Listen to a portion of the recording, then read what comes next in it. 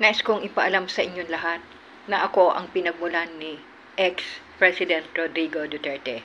Sinasabi ko ito dahil ako ang nagkalat ng napakaraming papel, daang libong papel, para lamang hamunin siya na tumakbo bilang presidente ng ating bansa.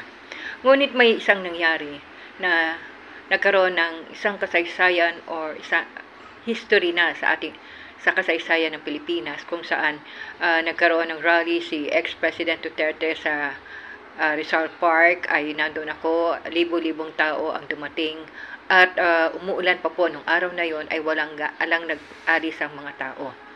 Nung time ni Duterte na magsalita at sinabi niya, ipakukulong niyo ba ako kapag ako'y nagnakaw? Malayo po ako sa kanya. Ngayon, yung drone at mga aso ay nasa tabi ng stage at lumilipad yung drone sa itaas ng kanilang mga ulo.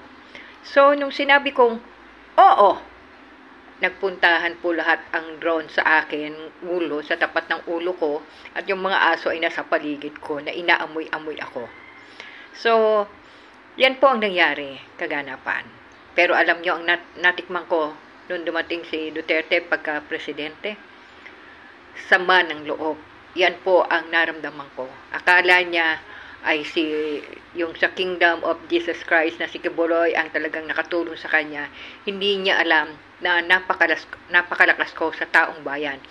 Na kaya nga nagba-viral ang malasakit noon ay dahil sa akin. Even Comlec ay pinuri ako noong tumakbo ako senador. Sabi sa akin, you have a meritorious accomplishment as a private citizen, but you can't mount a nationwide campaign. Kapuri-puri ang nagawa mong tulong sa sambay ng Pilipino bilang isang pribadong mamamayan, pero wala kang kakayahang mga panya. So, ang napala ko po ay wala. Puro sama ng loob. At nakulong pa po ako dahil minaniobra ang kaso ko. Na ngayon ay nararamdaman niya, kumbaga, nagkaroon ng karma. May ginawa siyang presidente ng ating bansa, maraming pabor siyang ginawa kay President Marcos, pero anong nangyari? Nakarma siya.